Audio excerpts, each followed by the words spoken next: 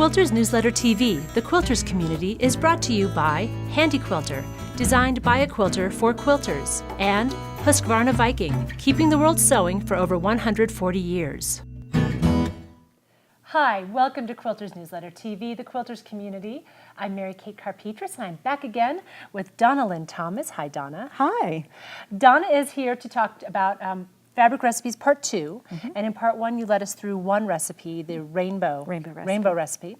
And right now you're going to lead us through two other recipes, and these are ways that you've devised to pick fabric for a quilt or make a quilt based on the fabric you have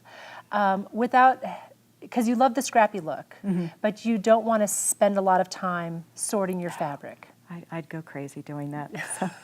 And so this is a way of unifying your choices while also getting to use that really scrappy look that keeps the eye moving.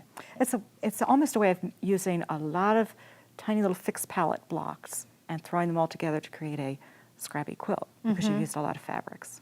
So. Well, let's take a look at this one here on the wall, which is just gorgeous. And I think it's such a great example of this recipe philosophy that you have. And this is a different recipe than the last one. When we were talking about in the first episode, it was a rainbow recipe where it's every color under the sun. A lot of people are very intimidated with putting all those different colors together. They worry about whether it's going to work. So this recipe is called a color family recipe, and it provides a degree of control, color control, that you don't have with the rainbow recipe. So it makes it much more approachable, I think, for somebody who's just trying to dip their feet into using lots of fabrics. So the idea is, again, I made a pair of blocks at a time for this quilt.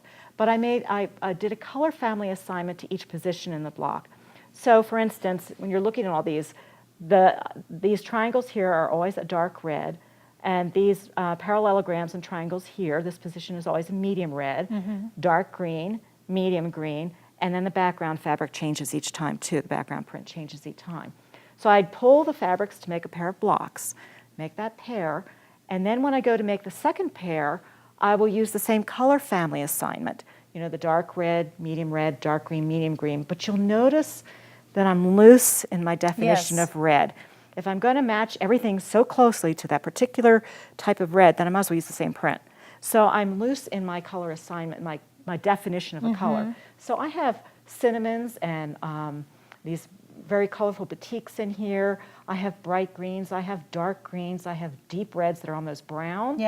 To cherry reds and almost into golds and things, so that it really gives a lot of sparkle when you do that. It absolutely does.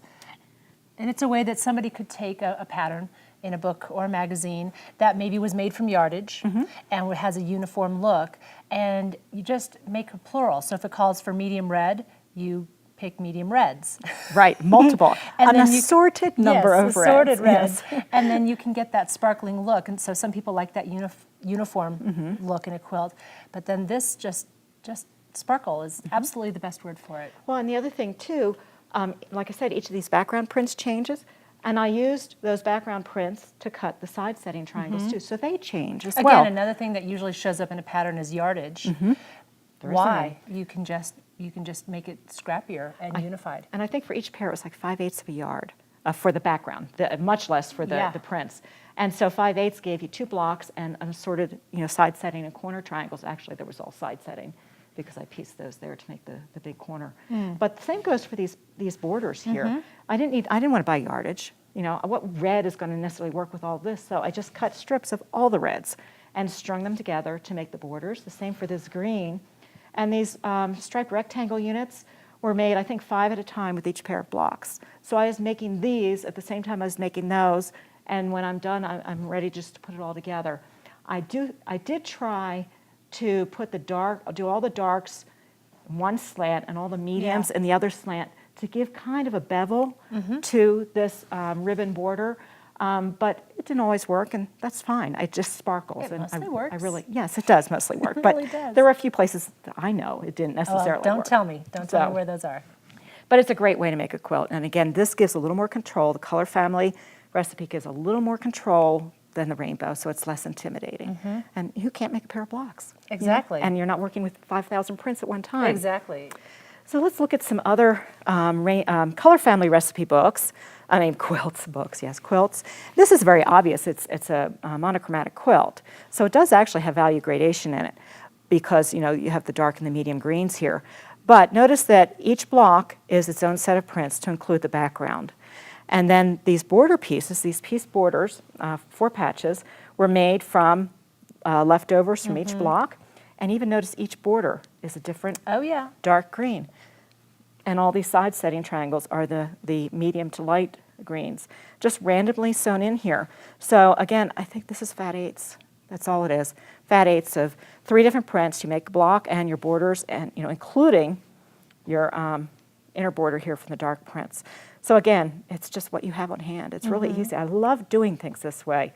A little fixed palette here, fixed palette. You put it together, and you've got a lot of different fabrics in there. I think it's 12 that go into that one. Okay. This is a quilt from Patchwork Palette that is called Roses for My Love. Very traditional, but you'll notice each block is a different set of prints. So the color family assignment is here. This is a deeper rose and a pink, deeper green and a medium green. And so even though this got applique in it, I still used that same color family approach, and each block is different. The other thing I did also was to change up the backgrounds on these 2 applique blocks so that they're a little darker and you get more of a checkerboard. So these aren't all lights. This is a little darker, and it gives you a contrast. And that's a fun thing to do too. But they're different greens. They're not the same print. Right. So, and again, this is a color family recipe. There is an alternate quilt, like I said, for every pattern in the book. And the alternate quilt for this, for Roses for My Love, is black, white, and lime green. Well, chartreuse, really yellow, green. Wow. And you would never know it was the same quilt. It's completely different. So, and you used different blacks, and different whites, and different chartreuses. Same approach, but hers is actually a mixed recipe, which we'll be discussing here in a little bit. Okay. And I'll explain why. But again, color family assignments, and it's very easy. The border print I found after the fact. So happy accident. Yeah, well, Anna Griffin, who can go wrong? Yeah, absolutely. Gorgeous fabrics. Okay. And this next quilt is a really good example of a mixed recipe, which is the 3rd recipe I use, which we've talked about rainbow, we've talked about color family assignment. This is a mixed recipe where you kind of can mix your color family recipe together with a little bit of rainbow, or you can take a fixed palette aspect where you use the same print in certain positions throughout the entire quilt. You can mix it up however you want, and it's a very, very fun way to work. The way it's working on this quilt, you'll notice again, I did pairs of blocks at a time, but they're all different, completely different colors. I've got turquoise and orange and marine blue and pink and salmon and yellow and gold, everything under the sun. But every block has green assigned to this position in the block. They're different greens, but there's that color family assignment. So the mix of rainbow and color family makes this a mixed recipe quilt. Okay. So you can mix it up however you want. You can have mostly rainbow with a touch of color family like this one, or you can have mostly color family. Say you have a block that is all purple and green and has a pinwheel in the middle. And every block, purple and green, you have blue and yellow, you have everything under the sun for the main part of the block, but those pinwheels are always gold. Or they're always pink or something. And that gives it just that little unifying touch. Yes. That says all of these blocks belong in the same quilt together. Right. And some designs require that, some don't, or some you can just do it because you want to. But again, with this one, the sashings are all from these different black background prints. So every background print's different, and then I use those to make these sashings. Okay, so that's a really good example, I think, of a mixed recipe. Yeah. Do you buy a lot of fat quarters and scraps? Yeah, I buy anything I get my hands on that I like. I'm not a big yardage person. I don't buy a lot of yardage. So what's like the largest cut that you might generally buy? If I think I'm going to use it as a main big border print, I might get 1.5 yards to 2. Wow. But I'm usually 3/4 of a yard or smaller. Okay. So I've got like tens of thousands of prints in my stash. So I should check into your book a little bit more, because that's kind of describes my stash as well. Yeah. And I've got fabric that's 30 years old that I mix it all up. That's so much fun. And it's unique. Nobody else's quilt's going to be like that. Historians will have trouble someday dating this quilt. When was this quilt made? So okay, here's another good example of a mixed recipe, because I have all kinds of colors in here, but I use the same background print for all the blocks and for this sashing here. So that made it a mixed recipe. If I had used different background prints, then it would have been a rainbow. But because I use the same background print, it becomes a mixed recipe. But it reads rainbow. It really does, because it's got everything under the sun. And I had a heck of a time trying to find the border for this, because I didn't start with it. I don't do that. I should, I guess, but I don't, It works very well. So it looks like you made, what, like 5 of each color? I think, yes. Just 1, looking at the 2, 3, 4, pinks. 5. Yeah, 5 Okay. of each color. And not all at the same time? No. Just No. whenever? Yeah, I mean, because you'll say, you find this print, which I absolutely love. Okay, well, let's go find what I've got in my stash that'll work with that. Okay, and then you go and find, oh, look at that pretty little check. What would work with that? So it's, you stumble across something and you go, oh, that'd be really nice in this quilt that I'm working on. The blocks are piling up over there, and you just make a new set of blocks. It seems like it's good for that instant gratification, or Yes. and also the thrill of the chase. Yes. That we Yes. like, of the design aspect. Yes. And if you're setting out to make a large quilt, or even a quilt this size, and you have everything decided ahead of time, it can kind of, that excitement can wane fairly quickly. Well, and you make a set of blocks like this, and you've got that itch scratched to complete something that Yes, day. exactly, exactly. You've got this long going project, and I just want to get something that's done. Yes. You make a set of blocks. And then you set them aside Set 'em until aside. something else strikes your fancy, and Yep. then you add to this quilt. Another thing you can do is trade with friends. Fabrics you don't think you're going to use, or you've used up, you're done with, you got just a little bit left. Trade with a friend for something that's got something better you would like to use with what you're doing. So all kinds of ways to get your stash all. Oh, I like your vacuum too. Oh, yeah.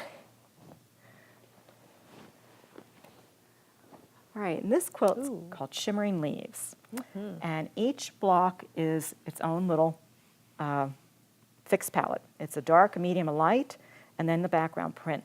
It would be a rainbow recipe, except I use the same background print in this quilt.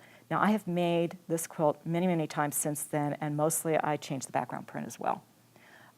This one just happens to be in the book. It was in my book. It's the cover of my book, Flip Your Way to Fabulous Quilts. But so again, because I use the same background print, this becomes a mixed recipe. But every single block was its own choice, and it was fun. I mean, I've got taupes in here. I've got reproductions. I have batiks. This is an old print. I think that's a Jeffrey Gutchen. I mean, I have prints that go way back, and they're all mixed in here. And that's what makes it so much fun, because you're mixing brand new fabrics with older fabrics, and it's like, this color is perfect. Yeah. This is great. But this quilt does rely on gradation. You really need your gradation here of your dark, your medium, light, and that one color family to get that shimmer.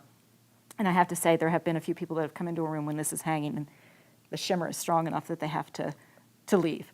Really? Yeah, people with strong motion sickness have trouble with it. Interesting. So, Because it really does It shimmers. have a motion to it. But it's a lot of fun to make, and in the book, each of these blocks, like I said, is one at a time. But if you want to make this for yourself, use fat quarters, make 3 blocks at a time, make a 6x8 set, and increase your border rectangles to 5 inches, and it's perfect for a queen-size quilt. Ah. My students have done that. So, but anyway, so that's Shimmering Leaves, which again is just a different example of a mixed recipe. And this quilt's called Star Trails, and this is again from Flip Your Way to Fabulous Quilts. But I use this approach no matter what book or what I'm doing. I just love working this way. And these are all individual blocks. Each one is a block unto itself with color. And again, it's based on gradation, this dark, this medium, and light here. But it's a mixed recipe because I only used 2 background prints. Right. I alternated this navy with the black dots with this black scroll print. And again, it creates a very subtle checkerboard. And again, repeated that out on the border. But all these little, what I call the cosmic dust border, these little pinwheels were made from leftovers doing trimaways on all of these blocks. So again, keep those corners. Yes, don't throw them out. They're great. I've done nothing else, make little pinwheels, and I've done single Irish chains. Instead of squares, I use pinwheels. So lots of fun things you can do. And half square triangles are the best thing in the world. But again, this is a friendship star that's been stretched out. But again, like I said, it's a rainbow recipe for the most part, but the fact that I only use 2 background prints makes it the mixed recipe.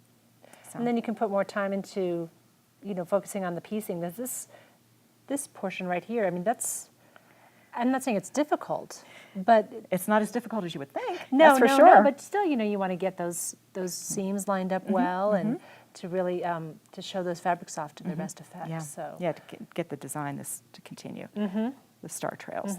So anyway, so those are the 3 recipes I use. I started out with the rainbow, which was the first one that I came up with, and then the color family, which is much less intimidating for people who don't want to use all that color in a quilt, and then the mixed recipe where you just get to mix it all up together. You can do fixed pout and rainbow and color family and whatever you want. But you get to use still a lot of fabrics. And it gives you an excuse to go into your stash and then go back into your stash. Instead of it just being one trip. That's right. You get to make multiple trips. But you never have to work on an entire quilt at any one time. Just little bits. You can do it in found bits of time, which is what I love. But you're working towards something. Yep. Which is nice, because it gives you that impetus to keep going. Yeah. So you don't have to set a whole day aside to work on it. Yeah. Just a little bit of time. Yeah. So thank you so much. This is great. Really, really, really instructive. Thank you. well, thank you for having me. It's been a pleasure. Well, we hope you could join us next time. We look forward to seeing you. Thank you. Take care. Bye-bye. Quilters Newsletter TV, the Quilters community, is brought to you by Handy Quilter, designed by a quilter for quilters, and Husqvarna Viking, keeping the world sewing for over 140 years.